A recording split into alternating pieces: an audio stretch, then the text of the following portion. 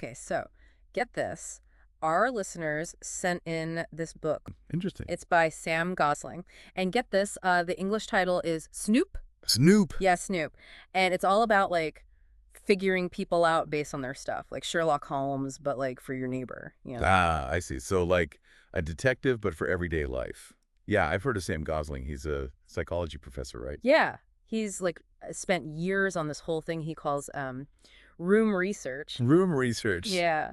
And he, like, analyzes people's personalities just by looking at their spaces. Wow, that's fascinating. I know. At first I was like, come on, how much can you really tell from like a messy desk or, a bookshelf full of cookbooks? Right, right. But Gosling asks these like really interesting questions right at the beginning of the book. Like, how do you size someone up quickly if you don't know them? What are the clues you should be looking for? And how do you know you're not being like totally misled? Yeah, that makes sense. It's easy to jump to conclusions based on superficial things. Exactly. And he even talks about like how economists and intelligence officers use these techniques. Oh, wow. Yeah, for like high stakes decisions. So it's not just about, satisfying our curiosity. There are actual practical applications for this kind of knowledge. Totally. Okay, so where do we even like begin with all this snooping? Well, Gosling says the key is understanding how people see themselves. Yeah. And to do that, he breaks down our belongings into 3 categories: Okay, I'm listening. identity claims, Okay. feeling regulators, Interesting. and behavioral residues. Okay, those sound kind of fancy. Break it down for me. What exactly are identity claims? So identity claims are basically the things we put on display, Mm. to project a certain image. Like our clothes. Exactly. Yeah. Or like the posters on your wall, the awards you display, even the band on that T-shirt you're wearing. So it's not just about what we like, but like what we want people to think about us. Exactly. It's all about sending a message. And it's super interesting when you look at how this differs for different personality types. Yeah. Like extroverts. Okay, what about extroverts? Gosling found that they often display a lot of pictures of people, especially photos that are like lively and full of action. Big family portraits, pictures from wild parties, that kind of thing. So they're like, look how connected I am. Look how much fun I have. Right. They want to show that they're outgoing and social. Makes sense. What about introverts? I'm guessing it's the opposite. Pretty much, yeah. Introverts tend to go for images that evoke peace and solitude, like landscapes, nature scenes, that sort of thing. So like instead of a photo of a big party, it'd be like a close-up of a flower or something. Yeah, exactly. It's not that they're antisocial, but they often cherish their alone time and prefer more intimate connections. So their spaces reflect that. Precisely. Cool. So we're already seeing how just one type of item photos can give us these little clues about someone's personality. What about those feeling regulators? I like that name. Yeah, feeling regulators are basically objects that bring a sense of comfort and security. Okay. Think of things like a cherished family photo, maybe a souvenir from a meaningful trip, Right. or even just like a lucky charm, things that people keep for good luck. Oh, like that beat-up teddy bear you just can't throw away? Yeah, exactly. Or like a worn-out copy of your favorite childhood book. Yeah. These are things we hold on to for emotional support, the things that help us feel grounded, Okay. especially when we're feeling stressed or overwhelmed. And it's really interesting. Studies have shown that even just looking at these objects can trigger a calming response in our brains. Really? Yeah. It's like having a little piece of, emotional support right there on your desk. Wow, I never thought of it like that, but it makes total sense. It's fascinating, right? Yeah. Okay, so on to the last category, behavioral residues. This is where we really get to play detective, right? Absolutely. This is where it gets really fun. Okay, so tell me more. So behavioral residues are basically the traces we leave behind unintentionally, like little clues that reveal our habits and routines. Okay. It could be anything, really, like, for example, scratched brake pads might suggest an anxious driving style. Or piles of books on the nightstand could indicate a voracious reader. So it's not about what someone wants you to see, but what they accidentally reveal about themselves. Exactly. It's like a glimpse behind the curtain. And even something as simple as trash can be revealing. Crash, really? Oh, yeah. Imagine you're looking through someone's drawers, right? And you find a crumpled up shopping list or an old letter tucked away in a corner. Okay. It gives you a little glimpse into their everyday life, their worries, their priorities. It's like reading between the lines of their existence. It reminds me of that saying, you can tell a lot about a person by the way they keep their house. Exactly. Right. But this takes it to a whole other level. It's like super snooping. Right. And what's so cool is that you can start applying this, this snooping skill right now, like in any environment, Oh, yeah. just by paying attention to these three categories: identity claims, feeling regulators, and behavioral residues. You can unlock a whole new level of understanding about the people around you. I like it. I like it a lot. This is blowing my It's mind. pretty amazing, right? It is. But it's not just about individual items, is it? The whole vibe of a room, the way it's organized, that's got to play a role too, right? Oh, absolutely. The psychology of space itself can be incredibly revealing. We can dive into that in just a moment if you like. Yeah, let's do it. I'm hooked. Okay, great. All right. So we've talked about all the stuff, the identity claims and those feeling regulators and, oh, yeah, those behavioral residues. Right. But now I'm kind of curious about the bigger picture, the whole room. The vibe. Yeah, the vibe, the energy, how much can we actually learn from that? Well, the psychology of space is a fascinating thing. Like, take a tidy, organized space. Yeah. That often suggests someone who's really into structure, likes to be in A control. little bit of a perfectionist, maybe? Maybe, yeah. Yeah. But then you go into like a really colorful, eclectic space, Mm. and that could tell you that someone is more like free-spirited, creative. So if I walk into an apartment and it looks like something straight out of a minimalist magazine, Uh-huh. all clean lines, maybe muted colors, Yeah. could I just assume that person's super organized, detail-oriented? It's a pretty good bet, yeah. Okay. Of course, there are always those exceptions. But generally speaking, yeah. Our spaces reflect our inner worlds. Right, right. Think about it this way. When you walk into a space and it just feels chaotic, cluttered, how do you feel? Stressed? Exactly. Yeah. A bit overwhelmed, probably. Yeah, I actually start fidgeting if things are too out of place. Interesting. But then I'm sure you know people who thrive in what I would call organized chaos. Oh, yeah, totally.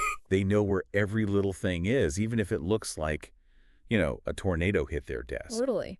So it's about understanding that individual's relationship with their space, right? That makes sense.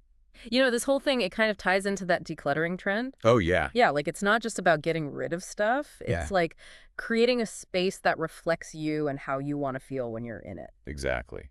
And it's not just about tidiness either. It's about how we arrange objects. Okay. Gosling actually talks about this woman who had a framed photo of her running a marathon. And it was right in her living room, Right. front and center. Wow. And it showed how important that accomplishment was to her identity. It's like she was saying, this is me, I did this. Yeah, this is a big deal. Exactly. It's like those personality quizzes that are pick an image that best represents you. Right. The mountain climber, the beach bum, the bookworm, We gravitate toward images that resonate with us, with our values. Oh, that's so true. And, speaking of books, Yeah. Gosling gives another good example. This woman had Hemingway's A Movable Feast, and it was, on display in her living room. Oh, wow. And it wasn't just a random book, right? Yeah. It told you she admired resilience, overcoming challenges. It's like Hemingway going from a struggling journalist to a huge literary icon. Exactly. So she was kind of subtly signaling that she values those things. And it's like a secret message. Ooh, I like that. And these secret messages, they're not just in our physical spaces, What do you mean? our digital spaces too. Oh, online. Yeah. Our profiles, social media feeds, even our email signatures. They all say something about us. I never thought about that. What about those people who use quotes in their emails? Exactly. Super inspirational ones. Or maybe a famous scientist. Yeah. It's a way of showing what ideas you like, what figures you connect with. It's like they're curating their online self just as much as their, physical space. Yeah. And that leads to a really important question. Can people, manipulate their image? Fake it, basically. Right. Because, we all know those people who try to impress with their stuff, their clothes, their perfect Instagram. You're definitely right to be a little skeptical. So we've learned about decoding those messages hidden in people's stuff in their spaces. Right. But what about those people who are really trying hard to make you think there's something they're not? Yeah, that's where we need to put those detective skills to work. Oh, yeah. How do we do that? Remember those behavioral residues we were talking about? Oh, the little accidental clues. Exactly. They're harder to fake. Mm-hmm. Someone could try and impress you with their bookshelf full of, classic books. Okay. But you look closer And maybe those pages are totally clean. Oh. No dog-eared corners, no underlined passages. Might mean they haven't really read them. Uh-huh. So it's all about looking past the surface, right? Yeah, Like, what about, like, checking their closets or under their desks? Those little places people maybe don't think to tidy up. exactly. Like maybe behind those healthy cookbooks, you find a secret stash of junk food. Or like a pile of bills tucked away in that perfectly organized desk. Yeah. And those little inconsistencies can tell you a lot. They can tell you what they really value and what they're really doing, right? Right. And this goes for online too. Someone might have this like perfect online persona, Yeah. but if you look at what they do over time, you start to notice these patterns. Okay. Like what kind of patterns? So let's say they post a photo of themselves at the gym, Okay. but then their social media feed is full of takeout food photos. And like Netflix binges and stuff. Yeah, makes you question that whole gym selfie. Totally. So it's about looking for consistency. Between their online image and their real life, Yeah. even if they're trying to hide their actions, they kind of give them away. It's true. It makes you think about, like, how much are we all performing online a little bit? Yeah.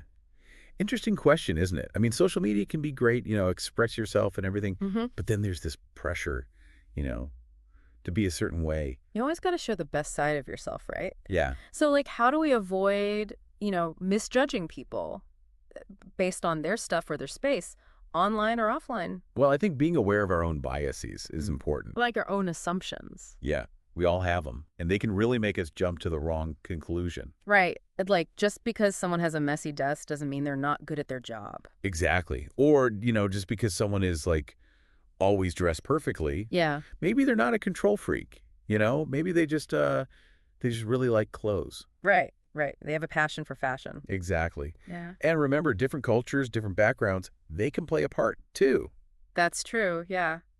What might seem, weird or rude in one place could be totally normal somewhere else. So we got to be open-minded, not judge too quickly. Okay. So it's about taking it all in, the observations, but also understanding like the context. Yeah. Remembering that people, they're complex and their spaces, it's just a part of who they are, not the whole story. This has been a really amazing deep dive. I feel like I'm going to be looking at everyone and everything a bit differently now. Well, that's great. And remember, this is just a starting point, There's so much more to learn. Yeah, Gosling's book has tons more. And there's always something new to learn about people. That's so true. Well, listeners, next time you walk into a room, visit someone's online profile, really take a look around. What are those objects, that space telling you? What clues can you find? And remember to keep an open mind. You might be surprised by what you discover. Now think about your own space. What message are you sending to the world? Happy snooping, everyone.